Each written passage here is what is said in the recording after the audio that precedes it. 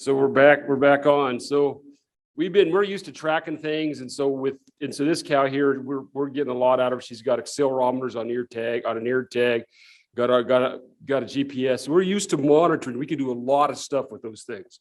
So but the thing is what we're trying to transition from is from the store on board that I used for years. I mean, I've been tracking cattle since '98. All the data was stored on board to get more real-time stuff.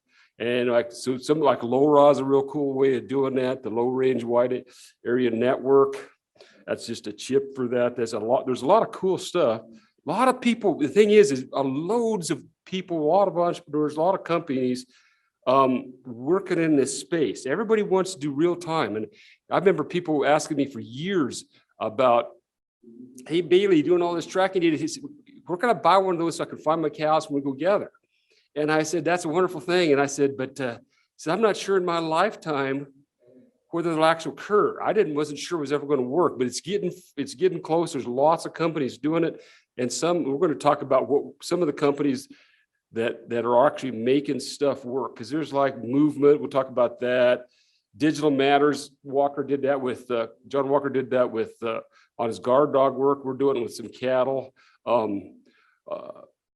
Andreas and all that team, you hear about that. Matt's probably going to talk about that this afternoon. Their works with LoRa.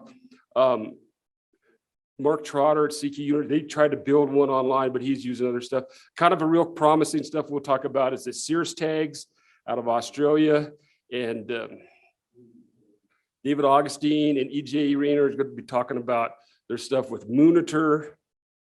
So the thing is one of the things is it's kind of cool is that one of the first ones we tried was this movement real-time tag. So that's one of their tags. And we got it on a cow we have working with a Deep Well Ranch in Arizona, Prescott, Arizona. And it's like a typical system, and Matt will probably have something like this. You has a GPS on the tag or on some kind of a collar. It transmits it to a low raw antenna, gets sent up from there, usually through cellular technology, up to the internet, and then comes back and you get an app and you look at it. And the movement system's got a phone app. That's the box they send with it. And you get data. The app looks like that.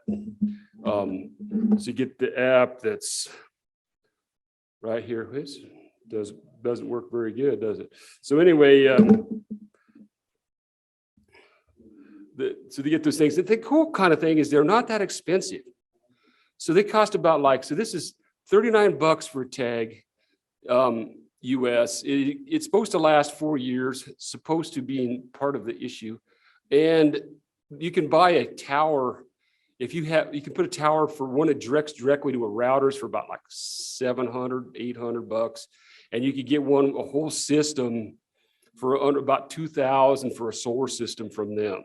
So we did it in 2019 before COVID, and we tested out. We got it, but it's supposed to do one every 2 hours. And in that time, the first one was once every hour. So we'd get about 1 to 16 positions a day. So, and it wasn't always all day. So there were some issues with that at that time. So they made a lot of changes. And so this is some of the stuff that we're working with now. And so hopefully you get enough here to get this, we show a little bit. So these on this, the gray ones are on the line. So we're testing those. The tags were supposed to be put on the cows, but they came about 2 weeks after we gathered and worked the cows. So we hung them up on a fence just to see what they're doing. And these babies on this fence, there's a tower right here, tower here. They're working great. They're a newer generation. We're getting regular data. And when I did that, you can see that they had relatively frequent updates, but there's some issues, huh? So one is they saw 63 hours ago, this cow is 041. Another cow they saw it wasn't until 3 months ago, 104 minutes. 104 minutes or 84, not so bad, right? But 3 months you're not getting very useful data, huh? So and they're real worried about that. So we're working on that issue with movement. We got all these other ones, and the iterations are getting better. Every version we get are getting better. They're an affordable place, but there's still issues. And a lot of them, the first were probably, even in its pretty flat terrain there where we were trying that, just kind of rolling, it still had line of sight issues. So we're hoping that we're getting past that. So So far, the newest generation, these gray ones are out. They're working pretty good, hanging on a fence. We'll try them out next spring when we get the cattle back in, and we'll put them back on, and we'll see how well they do. Most of the last 4 years, it should work.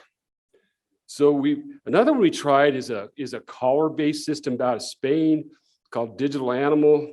It's and this is this same deep well ranch by Prescott, Arizona, in central Arizona. And so we bought 5 collars, $775.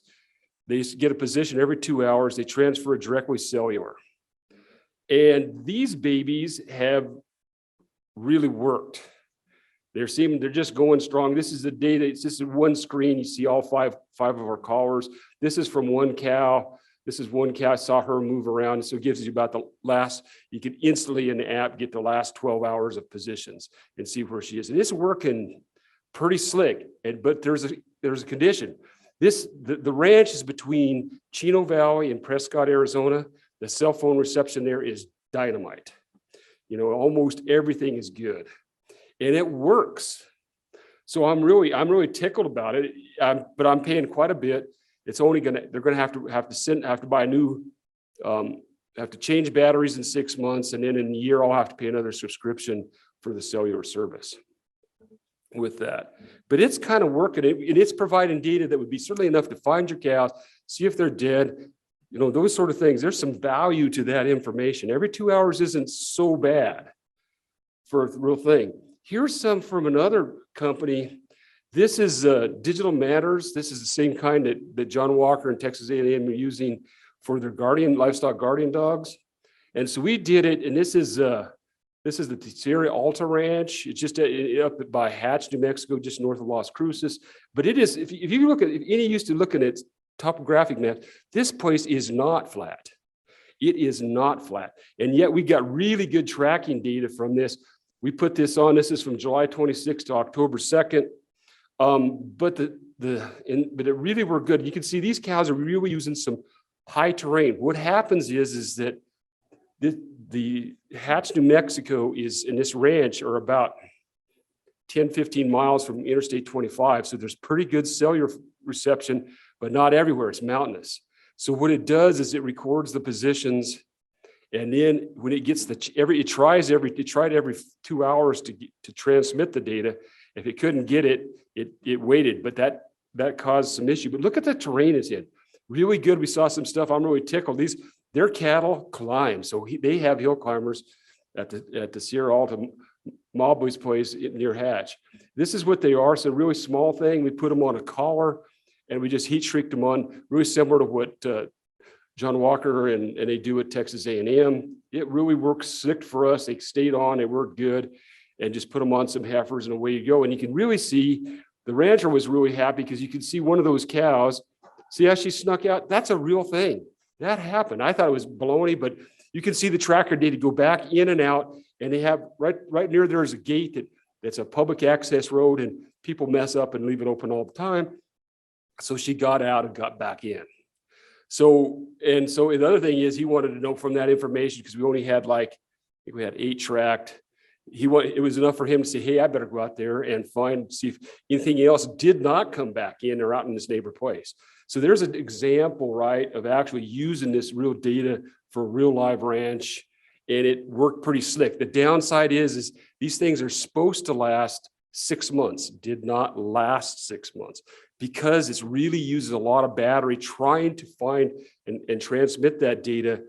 And a lot of times in the mountain, you're out of cellular transmission. And because that's the case in rough country, right? And this is right next to the interstate. It's really pretty good. So when the cattle were up high, I think that's when it would often get cellular reception. Up on a ridge, down in the valley, probably didn't happen. So the other thing is because with the battery issue, then we got both of those things from Lone Star Tracking, and gosh, they're nice folks. This is a smaller. This is the Yabby Edge. It's another Digital Matters thing. And so actually the belt, how big is this thing? So like that 1-inch belting goes right through there. You don't even hardly need to. I still, because I'm really paranoid, I still put heat shrink over them, but you don't really even have to. You can put the belting through that, and like if you put on a guardian dog, good enough. But on cows, I'm still wondering if that's enough. but it worked really good. It's a lot smaller. The cool thing about a different sort of thing is rather than the Oyster 2 and almost every other technique, the position is not calculated on the device. The information is sent to the cloud and it is processed in the cloud and then delivered to you.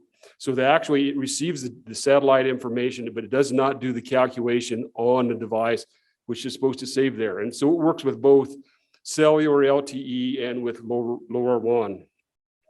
And this is some of the data you get here and some of the output goes right into nice. And you can, so here, the same thing happened to us. Here we're cruising along, checking it out. This is in, you can see the time. This is in November to December 23rd to the 23rd, first month, second month.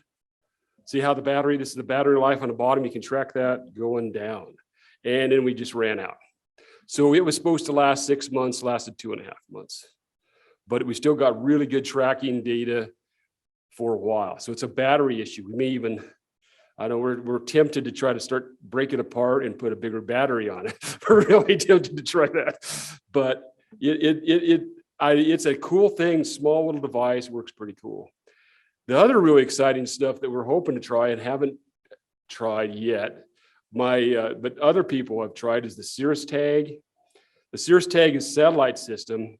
You can buy 24 tags for $4,000, and plus you got to buy a $500 applicator because, see, it's a 2-prong applicator.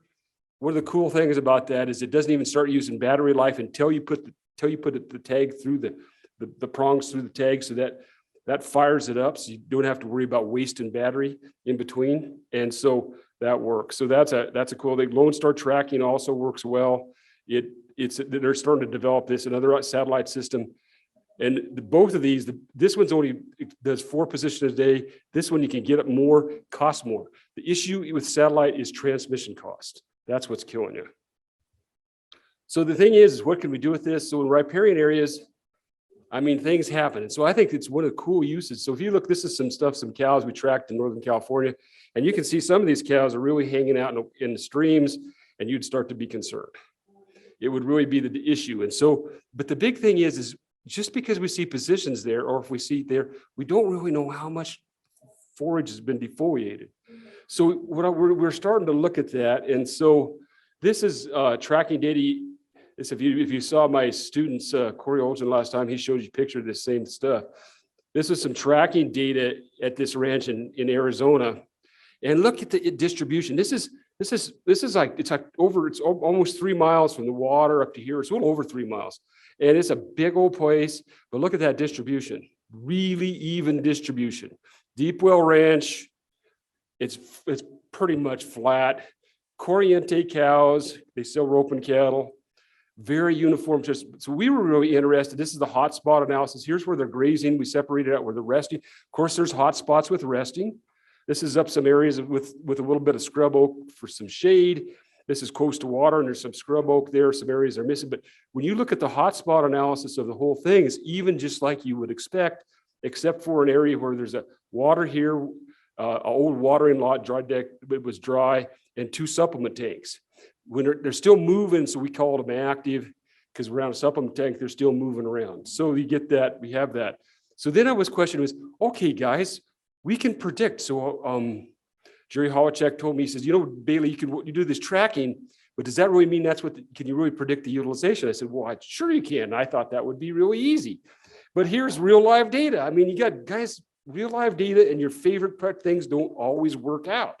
So here we have like number of grazing points. This is an area about 200 meters from where we measured the utilization that we GPSed. We had the GPS thing, height, weight thing, not used very much like you'd expect. Friggin' no relationship. R squared to 0.03, not very shiny, huh? P-value 0.0 on a linear relationship. I mean, it did not work.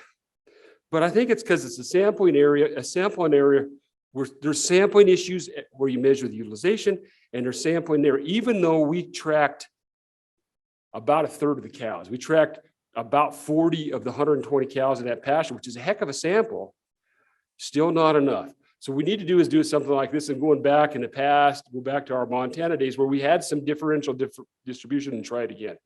So this one, we're going to try to go check that out with different things. We have tracking data, obviously, and we measured a lot of utilization all over that. We're going to try it again. Maybe we'll get a better relationship. But the bottom line, it's not easy. I think we have a lot of issues. If we want to use this tracking data, we know where the cows are, where they've been. Maybe trickier to predict what the actual defoliation is. So when are we concerned? A very critical thing. I think we're going to have some issues talking about that. So I'll whip through this last one. This is some stuff that Colin Tobin did. He may even talk about it a tad. I think he probably won't, but we looked at social interactions, same spot. And the big thing is, so these are indexes of how close together animals were.